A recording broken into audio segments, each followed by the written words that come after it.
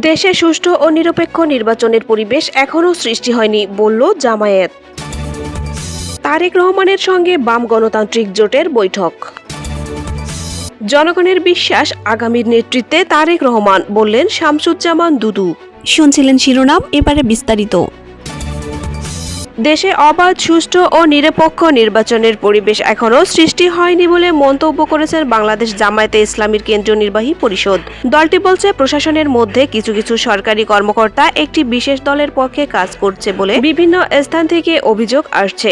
দেশের বিভিন্ন স্থানে এখনও প্রকাশ্য দিবালোকে রাজনৈতিক নেতাকর্মীদের হত্যা করা হচ্ছে।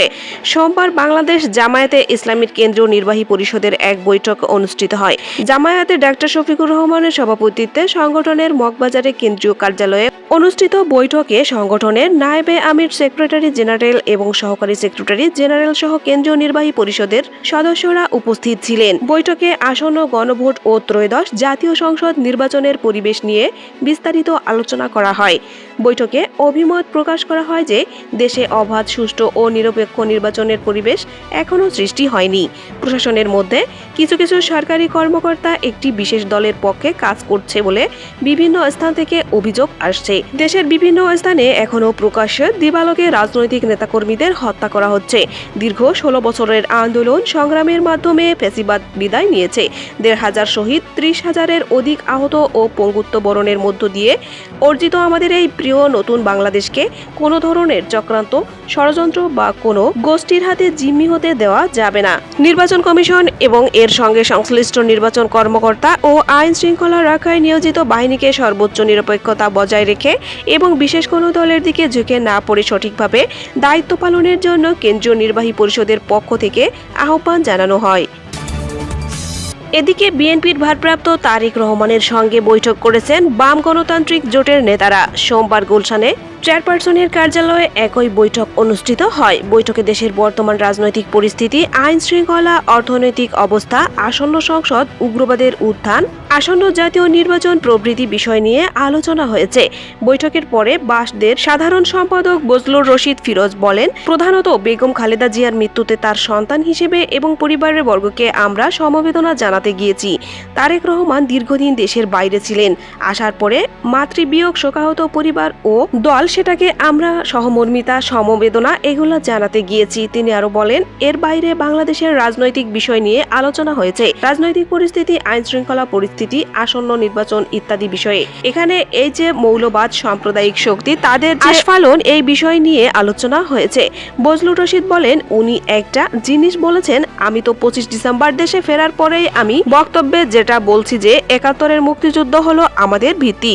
মুক্তিযুদ্ধকে বাদ দিলে বাংলাদেশের অস্তিত্ব থাকে না। কাজেই সেটা 90-এর গণ অভ্যুত্থান এবং 24-এর গণ অভ্যুত্থানের যে আকাঙ্ক্ষা, সেগুলোকে ধরেই আমাদের অগ্রসর হতে হবে। এই বামপন্থী নেতা বলেন, উনি যেটা বলছেন এটা বিশ্বাসী থাকবে, অবিশ্বাসী থাকবে, সংশয়বাদী থাকবে, সবাইকে নিয়েই আমাদের এখানে চলতে হবে। আমরা একটি উদার গণতান্ত্রিক কল্যাণমূলক রাষ্ট্রের পরিকল্পনায় আছি।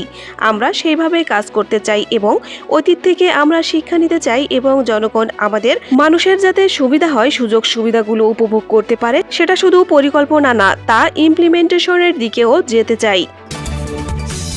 এদিকে বিএনপির ভারপ্রাপ্ত চেয়ারম্যান তারেক রহমানের নেতৃত্বে বাংলাদেশে একটি নতুন সম্ভাবনার দ্বার উন্মোচিত হয়েছে বলে মন্তব্য করেছেন দলটির ভাইস চেয়ারম্যান শামসুজ্জামান দুদু। তিনি বলেছেন, আজ দেশের মানুষ বিশ্বাস করে বিএনপি আগামী দিনে রাষ্ট্র ক্ষমতায় আসবে এবং তারেক রহমান হবেন এদেশের কর্ণধার। সোমবার জাতীয় প্রেস ক্লাবের সামনে বাংলাদেশ জাতীয়তাবাদী সমবায় দল আয়োজিত বেগম খালেদা জিয়ার রুহের মাগফিরাত কামনায় দোয়া মাহফিলে তিনি একথা বলেন। শামসুজ্জামান দুদু বলেন, গণতন্ত্রের পক্ষে ধারাবাহিকভাবে 16 বছর ধরে সংগ্রাম করে যাচ্ছেন দেশনেত্রী বেগম খালেদা জিয়ার জ্যেষ্ঠ পুত্র তারেক রহমান। তার নেতৃত্বে বাংলাদেশ একটি নতুন সম্ভাবনার দ্বার উন্মোচিত হয়েছে।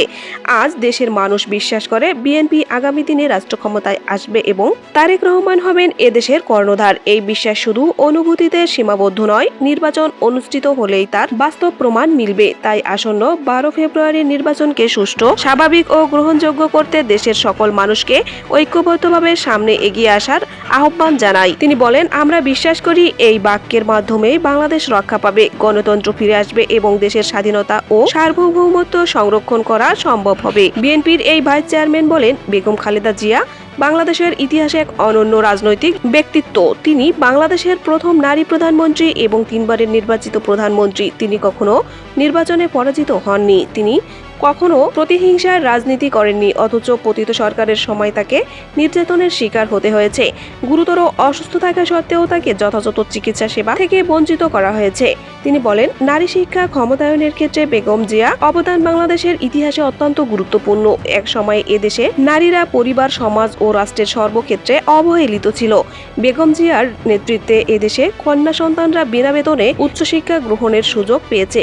শুধু নারী শিক্ষা নয়, সামগ্রিকভাবে শিক্ষা ক্ষেত্রে তিনি ছিলেন অন্যতম। ছাত্রদলের সাবেক এই সভাপতি আরো বলেন, কৃষি খাতে বেগম খালেদা জিয়ার অবদান বিশেষভাবে উল্লেখযোগ্য। আমি নিজে কৃষক দলের সঙ্গে সম্পৃক্ত ছিলাম।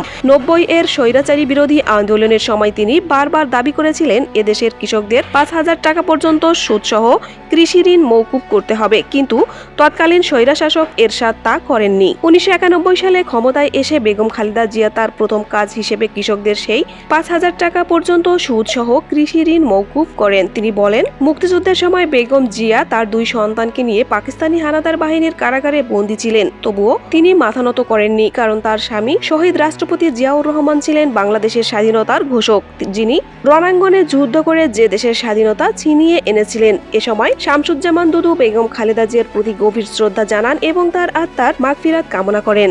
সুপ্রিয় দর্শক, সবার আগে সর্বশেষ সংবাদ পেতে অবশ্যই ভিডিওতে একটি লাইক দিন এবং অনুরোধ থাকবে চ্যানেলটি সাবস্ক্রাইব করে বেল আইকনে ক্লিক করুন এবং মতামত কমেন্টে জানান। আল্লাহ হাফেজ।